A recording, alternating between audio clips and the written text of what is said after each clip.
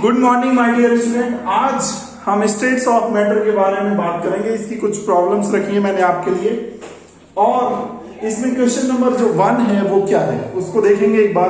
Question 1 ये है, T square और 1/v स्क्वायर के बीच में ग्राफ प्लॉट किया है, और ये 1 मोल गैस ली है, और ये कितने टेम्परेचर पे ली है, 400 केल्विन का। तो ये टी स्क्वायर और 1/v स्क्वायर के बीच में ग्राफ है। तो देखें आप, टीवी इज आप लिखोगे nRT, ये लिखते हैं अपन। आप देखें यहां से एक काम करें, T इज क्या लिखेंगे, nRT अपॉन v लिखेंगे। बताओ ये लिखेंगे। अब यहां से काम कर दें, यहां से टी स्क्वायर कर दें, यहां से ये पूरे को स्क्वायर कर देते हैं, ठीक है, और अपॉन v स्क्वायर कर देते हैं, ठीक है। फर्स्ट क्वेश्चन को सॉल्व कर रहे हैं अपन। तो देखें एक बार, अच्छा ये कर दिया आपने। अब देखें इस पूरे टर्म्स को क्या मान लें, कांस्टेंट, क्योंकि ये कांस्टेंट है। आपको 1 मोल गैस दे रखी है, मतलब n कांस्टेंट है। आपको टेम्परेचर दे रखा है 400 केल्विन, ये भी कांस्टेंट है। r गैस कांस्टेंट है, तो पूरा का पूरा टर्म्स आपका क्या हो चुका है, ये कांस्टेंट है। तो मैं इसको ऐसे लिख सकता हूं, क्या देखो, T square is equals to K square, इसको एक कांस्टेंट मान लेते हैं k अपॉन v स्क्वायर। मतलब यहां से जो है आपका टी स्क्वायर जो होगा वो 1/v स्क्वायर के डायरेक्टली प्रोपोर्शनल होगा। तभी तो ये आपका ग्राफ आ रहा है, टी स्क्वायर और 1/v स्क्वायर के बीच में सीधी लाइन आ रही है। ये ग्राफ ये इंडिकेट कर रहा है। चलिए, तो ये जो कांस्टेंट है ये आपको क्या बताएगा, ये आपको स्लोप बताएगा, ये स्लोप बताएगा, ठीक है। जो अपन लिखते हैं ना, y is equals to mx लिखते हैं, ठीक है। तो यहाँ पे जो स्लोप है ना अपनी, वो क्या है, स्लोप ये है nRT का स्क्वायर, ये स्लोप है अपना, ठीक है। तो m का स्क्वायर मान लेते हैं, इसको पूरे को क्या मान लें, इस पूरे को अपन क्या मान लें, m स्क्वायर मान लेते हैं, ठीक है। m square is equal to क्या मानेंगे, nRT का स्क्वायर। देखिए स्लोप अपन ये मान लेते हैं। तो इस पूरे को चलो कांस्टेंट का स्क्वायर ले लेते हैं, तो k का स्क्वायर, ये k स्क्वायर जो है अपना स्लोप है, और स्लोप को क्या मानेंगे, m मानेंगे, इसका स्क्वायर इज इक्वल टू क्या लिखेंगे, nRT। तो यहां से देख रहे हैं, इसकी जगह आप क्या लिख सकते हो, इसकी जगह आप लिख सकते हो m स्क्वायर, स्लोप का स्क्वायर, ठीक है। तो ये स्लोप आ गई अपनी। अच्छा, अब ये जो स्लोप है इसमें n की वैल्यू देखो, n यहां पर 1 मोल है। r की वैल्यू देखो, r कितना होता है, 0.0821 होता है। और टेम्परेचर देखो, टेम्परेचर है 400 केल्विन, ठीक है। ये सारा रखोगे, इसको मल्टीप्लाई करो, ठीक है। इसको राउंड ऑफ में मान लो, चलो यहां पर ये मान लेते हैं, ठीक है। तो इसको करेंगे सॉल्व, तो यह आ जाएगा आपका 32 का स्क्वायर, और ये होगा m स्क्वायर, और ये भी m स्क्वायर। तो m कितना आ जाएगा आपका, m आ जाएगा 32। और यही आपसे क्वेश्चन में पूछा है। क्वेश्चन जो 1 है इसमें स्लोप पूछ रहा है, स्लोप क्या होगा। ये जो ग्राफ प्लॉट किया है, तो इस ग्राफ में ये जो लाइन है, इस लाइन का स्लोप पूछ रहा है, स्लोप क्या होगा, वो होगा 32। इसको सॉल्व करना है, इक्वेशन सीधी ये लगानी है, और ये लगा करके आप बोलोगे finally T square is equal to nRT का स्क्वायर अपॉन v स्क्वायर। इस पूरे टर्म्स को क्या मान लेंगे, इसको ये कांस्टेंट है, तो इसको स्लोप मान लिया, स्लोप का स्क्वायर, यहां से ये उठाया, ठीक है। n की वैल्यू पता है, r की वैल्यू पता है, t की वैल्यू पता है, पुट कर दिया, सॉल्व किया, 32 आएगा, इसका स्क्वायर किया, तो ये m जो आ जाएगा वो 32, और वही आपको स्लोप बताएगा। तो स्लोप आपका आ गया इसमें 32। इस तरीके से इस क्वेश्चन को क्या करना है, सॉल्व करना है। अब नेक्स्ट को बात कर रहे हैं अपन, सेकंड क्वेश्चन की बात करेंगे अपन। तो सेकंड क्वेश्चन को देखिए ध्यान से, सेकंड क्वेश्चन में क्या पूछ रहा है। तो देखिए सेकंड क्वेश्चन, तो सेकंड क्वेश्चन जो है उसको आप देखोगे, तो उसमें फिर से एक ग्राफ बना रखा है। आपकी बार ग्राफ है 1/v और p के बीच में ग्राफ है। तो एक बात देखिए कि ये जो ग्राफ है, ये ग्राफ में लाइन सीधी जा रही है, ठीक है। और यहां पर ये एंगल है, ये 45 डिग्री का है, गैस ए के लिए 45 है, गैस बी के लिए 60 डिग्री है। तो देखिए फिर से एक इक्वेशन अपन बनाए, PV is equals to nRT, ठीक है।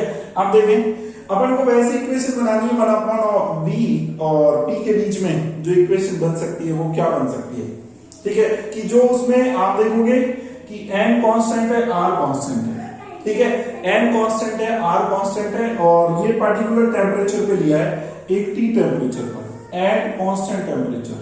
ये आपको क्वेश्चन में दिया हुआ होगा, कांस्टेंट टेम्परेचर, कांस्टेंट टेम्परेचर पर ये पूछेगा। तो कांस्टेंट टेम्परेचर है, मतलब ये भी कांस्टेंट हो गया, ये गैस के मोल कांस्टेंट है, ठीक है, और आर कांस्टेंट है, तो ये पूरी की पूरी टर्म्स क्या हो चुकी है, कांस्टेंट। तो P V is equals to ये पूरा का पूरा टर्म्स कांस्टेंट है।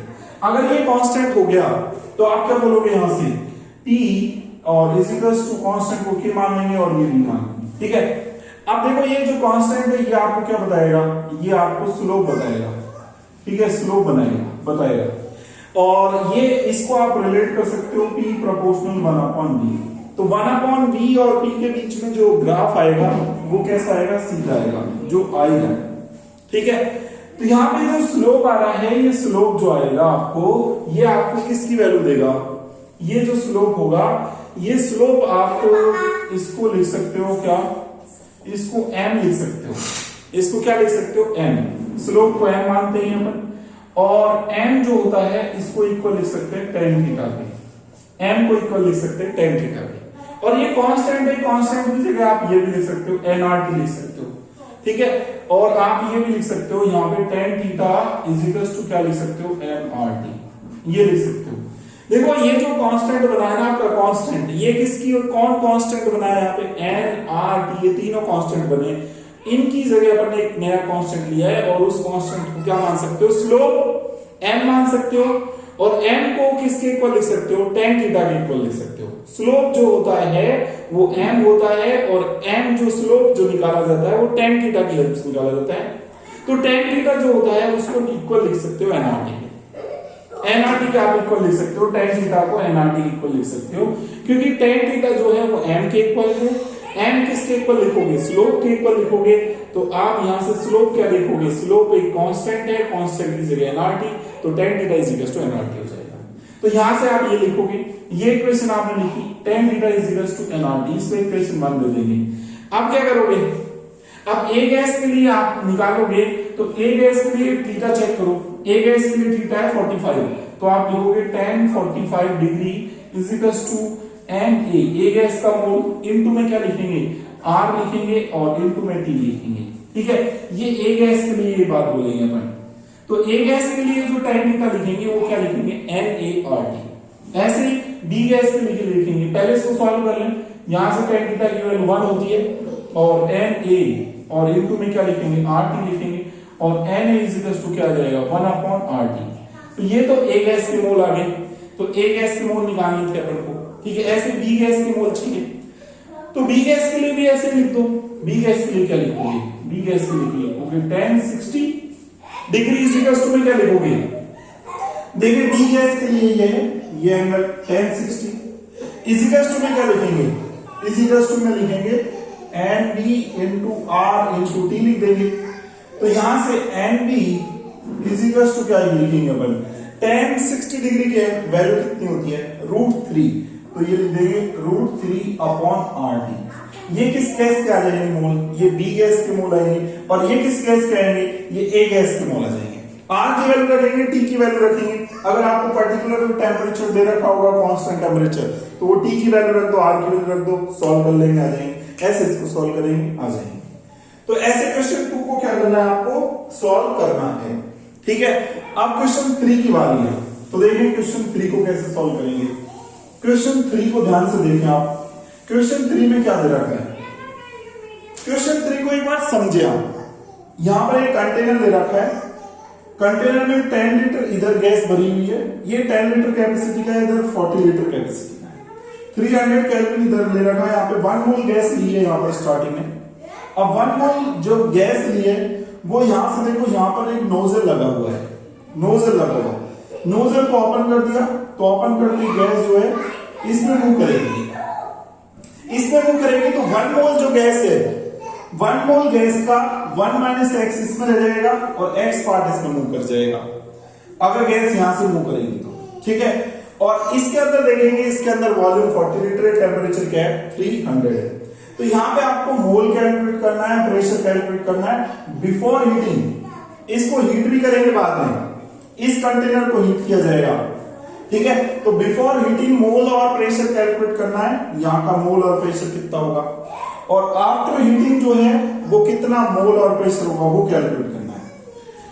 क्वेश्चन समझिए, देखिए यहाँ पे 10 लीटर कैपेसिटी का कंटेनर है, यहाँ 40 लीटर का है, यहाँ पे टेम्परेचर 300 है, यहाँ पे टेम्परेचर कितना है 300 है, और यहाँ पर 1 मोल गैस स्टार्टिंग में ली है।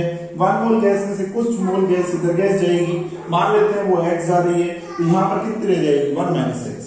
आपसे क्या पूछा है इसमें, मोल पूछा है और प्रेशर पूछा है कि मोल कितना होगा, यहाँ पर कितने मोल होंगे, यहाँ पर कितने मोल होंगे, ये यहाँ का प्रेशर कितना होगा, वो ये चीज पूछा। हीटिंग करने से पहले और हीटिंग करने के बाद दोनों कंडीशन में आपसे पूछ रहा है। अभी हीट नहीं किया, हीटिंग से पहले आपसे मोल और प्रेशर पूछ रहे हैं। तो आप देखिए इसको कैसे सॉल्व करें। देखो ये कनेक्टेड कंटेनर है, कनेक्टेड कंटेनर में क्या बोलोगे, यहां का और यहां का प्रेशर क्या रहेगा, इक्वल रहेगा। कनेक्टेड कंटेनर के लिए ये कंडीशन होती है, प्रेशर इक्वल रहता है, याद रखना। बिफोर हीटिंग भी और आफ्टर हीटिंग भी प्रेशर इक्वल करके चलोगे। अब इसका प्रेशर क्या लिखोगे, P is equal to nRT से P इज इक्वल टू क्या लिखोगे, nRT अपॉन V लिखोगे, ये लिखोगे आप। अच्छा, अब यहाँ के मोल कितने बताओ, 1 माइनस एक्स है, यहाँ के मोल, यहाँ का R और यहाँ का T टेम्परेचर, ठीक है, और अपॉन में V कितना है, यहाँ पर 10 है, ये ठीक है। और ऐसे इसका लिखोगे, इसका कितना आएगा मोल, इसका मोल x इंटू में क्या लिखेंगे, इंटू में लिखेंगे R, इंटू में टेम्परेचर कितना लिखेंगे यहाँ का 300, यहाँ का भी टेम्परेचर कितना रखेंगे 300। R की वैल्यू पुट कर दें, चलो R की तो कट जाएगा, ये कट जाएगा, R कट जाएगा, T कट जाएगा यहाँ पे, ठीक है। और अपॉन में क्या कर देंगे, अपॉन में यहाँ पर 40 कर देंगे, ठीक है। अब आप x की वैल्यू यहां से कैलकुलेट करोगे, x की वैल्यू जब कैलकुलेट करोगे ना, तो यहाँ 4, तो आप x की वैल्यू जब कैलकुलेट करोगे तो ये आएगा 0.8, ये x की वैल्यू आ जाएगा, और 1 माइनस एक्स जो होगा आपका वो 0.2 आ जाएगा, ठीक है। तो ऐसे आप क्या कैलकुलेट कर लोगे, ये बिफोर हीटिंग वाले क्या आ गए, मोल आ गए, बिफोर हीटिंग, हीट करने से पहले मोल आए, x की वैल्यू मतलब यहाँ पे मोल आ गए, और 1 माइनस एक्स मतलब यहाँ के मोल आ गए। अब क्या करोगे, मोल आ गए आपके पास, अब मोल आने के बाद प्रेशर निकाल सकते हो। एक प्रेशर जो चाहिए आपको ये कैलकुलेट कर सकते हो, ये वाला निकाल दो, चाहे ये वाला प्रेशर निकालो, ये वाला निकालो, बात तो एक ही। तो यहां से क्या करोगे आप, P इज इक्वल टू, यहां से x की वैल्यू 0.8 इंटू R 0.0821 और इंटू D टेम्परेचर अपॉन क्या करोगे, यहां पे टेम्परेचर 300 है, ठीक है, और ये कितना है 40 है। यहां से प्रेशर कैलकुलेट कर लोगे, प्रेशर आपका आ जाएगा। ये बिफोर हीटिंग आप प्रेशर कैलकुलेट कर लिए और मोल कैलकुलेट कर लिए, ये दोनों चीज आ गई। अब आफ्टर हीटिंग मुझे करना है, तो आफ्टर हीटिंग कैसे कैलकुलेट करना, तो देखें आफ्टर हीटिंग का मतलब क्या है, इसका टेम्परेचर बढ़ा दिया यहां से, और इसका टेम्परेचर बढ़ा करके कितना कर दिया, 600 केल्विन कर दिया टेम्परेचर, 600 केल्विन यहाँ का टेम्परेचर कर दिया। आफ्टर हीटिंग जो टेम्परेचर बोला जाएगा उसका 600 बोलेंगे। इस कंटेनर को सिर्फ हीट किया है, इसको हीट नहीं किया, इसका टेम्परेचर बढ़ा दिया और 300 से बढ़ा करके इसका 600 कर दिया।